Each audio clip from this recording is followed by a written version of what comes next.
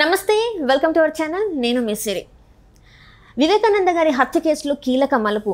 అవినాష్ రెడ్డి గారికి అయితే కోర్టు నుండి ఆదేశాలు వచ్చాయి, మరి చూడాలి ఏమవుతుందో. సో ఈ అంశాన్ని మనకి ఇంకా వివరించడానికి మనతో పాటు ఉన్నారు ప్రముఖ సీనియర్ జర్నలిస్ట్ జగదేవ్ గారు. నమస్కారం సార్. నమస్తే సార్, వివేకానంద గారి హత్య కేసులో కీలక మలుపు చోటు చేసుకుంది. అండ్ ఎవరైతే మన అవినాష్ రెడ్డి గారు ఉన్నారో తనకి కోర్టు నుంచి ఆదేశాలు వచ్చాయని చెప్పి మనకి వార్తలు వస్తున్నాయి. ఇందులో ఎంతవరకు వాస్తవం ఉంది సార్? ఆదేశాలని కాదు, అదే స్వీకరించింది హైకోర్టు, అయితే మొత్తాన్ని స్వీకరించింది. దీనిపై ఏం చేయాలి ఏంటి అనేది రేపు 28వ తేదీకి వాయిదా వేశారు. అంటే దస్తగిరి అప్రూవర్గా మారిన తర్వాత దీంట్లో చాలా పరిణామాలు చోటు చేసుకున్నాయి. ఇప్పుడు ఆయన ఏంటంటే, ఆయన మొన్న కడపలో ఇచ్చిన ఒక ప్రెస్ మీట్లో కూడా దస్తగిరి ఇదే వ్యవహారం ప్రస్తావించారు. అసలు చాలా జరిగాయి, కేవలం కడప ఎంపీ సీటు కోసమే ఇన్ని జరిగాయి. దీనికి సంబంధించి నన్ను ఇందులో నిందితుడిగా నిరూపించారు. దానికి సంబంధించినవన్నీ కూడా నేను కోర్టు వారికి ఇచ్చాను.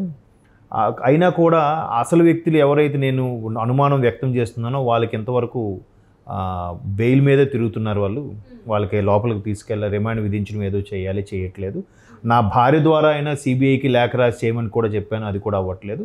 ఎట్టకేలకు సరేలే, సిబిఐకి వెళ్ళినా కూడా అవుతుందో అవ్వదో, ఎందుకంటే ఎన్నికల ముందు కాబట్టి ఎవరు కూడా పూర్తి స్థాయిలో వినరో అనే ఉద్దేశంతో వాళ్ళ ద్వారా స్వయంగా తెలంగాణ హైకోర్టులో పిల్లి వేయించారు. లక్కీగా తెలంగాణ హైకోర్టు స్వీకరించింది. అంటే జనరల్గా మనిషి మాజీ మంత్రి, మరొకటి అభియోగం ఏంటంటే ఆయన ఎవరైతే అవినాష్ గారు అభియోగాలు ఎదుర్కొంటున్నారో ఆయన మెంబర్ ఆఫ్ పార్లమెంట్. అవును సార్. సో ఈ వ్యక్తి అక్కడ నుంచి ఇక్కడ వచ్చి అప్పీల్ చేశారు అని అంటే మొత్తానికి స్వీకరిస్తారా లేదా అని డౌట్ ఉండేది. మొత్తానికి తెలంగాణ హైకోర్టు స్వీకరించింది. దీని మీద పరిశీలన చేస్తుంది.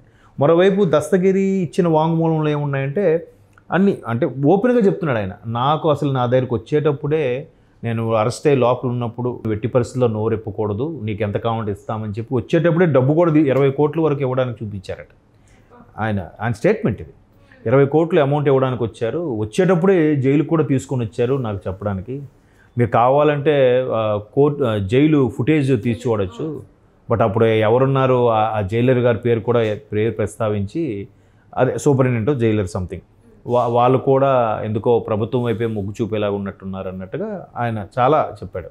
నాకు ప్రాణగండం ఉంది, ఎప్పుడు ఎలా జరుగుతుందో తెలియదు. మొన్న వాళ్ళ నాన్నగారిని, దస్తగిరి నాన్నగారి మీద కూడా అటాక్ జరిగిందట, హత్యా ప్రయత్నం జరిగింది, త్రుటిలో తప్పించుకున్నారని కూడా మనం వార్తలు చూసాం. సో ఇప్పుడు తెలంగాణ హైకోర్టు ఇప్పుడు ఇలాగ ఉంది, ఇన్ని జరుగుతున్నాయి, నాకు కూడా భయంగా ఉంది, తర్వాత సాక్షుల్ని ప్రభావితం చేసే అవకాశం ఉంది. కాబట్టి అవినాష్ రెడ్డి గారికి సంబంధించి ఏదైతే ఉందో అది ఇమీడియట్గా అదుపులోకి తీసుకోవాలా లేదా రిమాండ్లోకి తీసుకోవాలి, బెయిల్ అయితే రద్దు చేయాలి అన్నట్టుగా కూడా ఆయన ఆ పిటిషన్లో పేర్కొన్నారు.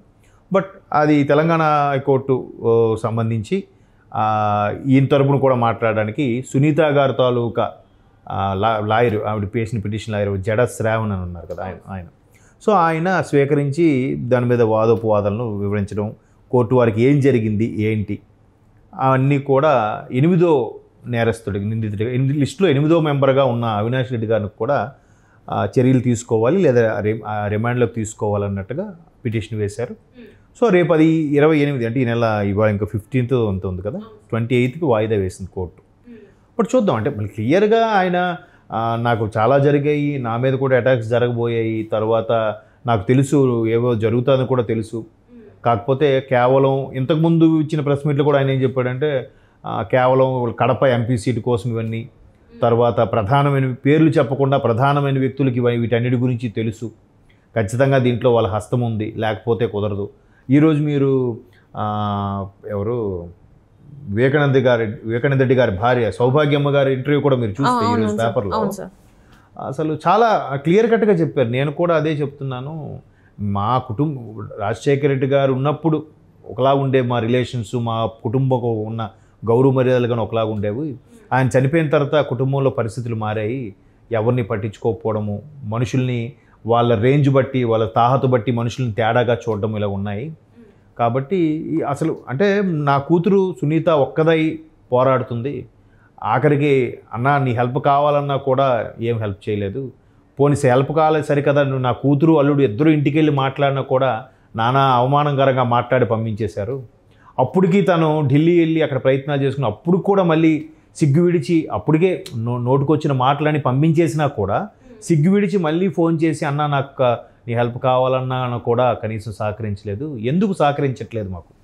పోనీ గత ప్రభుత్వంలో చంద్రబాబు నాయుడు గారి ప్రభుత్వంలో చనిపోయారు. చంద్రబాబు నాయుడు గారి ప్రభుత్వం చనిపోయిన 8 నెలల తర్వాత ఎన్నికలు వచ్చాయి, మీ ప్రభుత్వం వచ్చింది. అప్పుడు ఖచ్చితంగా చంద్రబాబు గారి ప్రభుత్వం కాబట్టి న్యాయం జరగలేదన్నారు. మరి ఇప్పుడు మీ ప్రభుత్వం వచ్చి 5 ఏళ్ళు అయింది కదా, ఎందుకు చర్యలు తీసుకోవట్లేదు, ఎందుకు కనీసం యాక్షన్ తీసుకోవట్లేదు అన్నట్టు కూడా సౌభాగ్యమ్మ గారి ఇంటర్వ్యూ మీరు చూస్తే ఈరోజు పేపర్లో డీటెయిల్గా చాలా అంటే ఆవేదన వ్యక్తం చేసింది. అవును, చాలా వరకు అంటే అప్పుడు ఉన్న పరిస్థితులు అన్నీ తను ఎక్స్ప్లెయిన్ చేస్తూ, అంటే ఇంట్లో వాళ్ళు ఇట్లా చేస్తారని అనుకోలేదు, ఎక్కడెక్కడో విన్నాను నేను ఫ్యాక్షన్ హత్యలు జరుగుతాయని చెప్పి, కానీ మా ఇంట్లో ఇదే నేను ఫస్ట్ టైం చూడడం అన్నట్టుగా. అవును, ఇంకోటి కూడా అన్నారు ఆవిడ. ఇప్పుడు రాజశేఖర రెడ్డి గారు, వివేకానంద రెడ్డి గారు రాజకీయాల్లోకి వచ్చిన తర్వాత మేముండే పరిసర ప్రాంతాల్లో ఎక్కువగా హత్యలు జరగడమో లేదంటే ఏమైనా దోపిడీలు జరగడం జరిగేవి. వీళ్ళు రాజకీయంలోకి వచ్చాక అవన్నీ చాలా తగ్గిపోయాయి, అటువంటివి ఏమి ఉండేవి కాదు. మరలా రాజశేఖర రెడ్డి గారు చచ్చిపోయిన తర్వాత మళ్ళీ ఇవన్నీ స్టార్ట్ అయ్యాయి. ఆ తర్వాత ఇది కూడా జరిగింది. అసలు మా ఇంటి వైపు అదే రాజశేఖర రెడ్డి గారి ఫ్యామిలీ అంటే ఎంత హుందాగా ఉండే ఫ్యామిలీ, ఎంతో పెద్ద ఫ్యామిలీ. మా వైపు ఎవరు చూడడానికే భయపడేవారు. అలాంటిది మా ఇంట్లో ఉన్న వ్యక్తికి ఇట్లా జరిగిందంటే ఇక నేనేం చెప్పుకోవాలి. అటువంటి పరిస్థితులు వచ్చాయి. అయినా ఇప్పటికీ ఏమి న్యాయం జరగట్లేదు. ఎటు న్యాయం జరిగితే అటే మేము పోరాడతాము. అందుకే నేను కూడా మా బిడ్డ చెప్పినట్టుగా ఆ ప్రభుత్వానికి ఓటేయద్దని చెప్తున్నాను. అక్కడ ఏం జరిగిందని నాకు తెలియదు, బట్ నా భర్తకు చంపిన వాళ్ళ గురించి ఇంతవరకు పట్టుకోలేదు, న్యాయం జరగలేదు. కాబట్టి నాకు జగన్మోహన్ రెడ్డి గారు అంటే కోపం కాదు, నా భర్తకు చంపిన వాళ్ళ విషయంలో న్యాయం చేయలేదు కాబట్టి ఆ ప్రభుత్వం వద్దు అంటున్నా. ఆవిడదే చెప్పారు. ఇప్పుడు నా భర్త యొక్క సొంత అన్నబిడ్డగా తను ఏదైనా మాకు సపోర్ట్గా ఉండి న్యాయం చేస్తారనుకున్నాము. అప్పుడంటే గత ప్రభుత్వంలో చనిపోయాడు ఆయన. మరి ఇప్పుడు ఈ ప్రభుత్వం 5 సంవత్సరాలు అయిపోయింది, ఏం చేశారు? ఎందుకు చర్యలు తీసుకోలేదు? పోనీ వీళ్ళు చర్యలు తీసుకోవడానికి ఏదో ప్రభావితం అని. ఇంతకుముందే స్టేటస్లో ఒక ఆయన చూశాను, ఆయన వివేకానంద రెడ్డి గారి మరణం అప్పుడు ఒక లెటర్ ఏదో దొరికిందంట. లెటర్ దొరికినప్పుడు ఆయన తాలూకు డ్రైవరు లేకపోతే పర్సనల్ సెక్రటరీ ఎవరు ఆ లెటర్ దాచిపెట్టేసి వెళ్ళిపోయారు.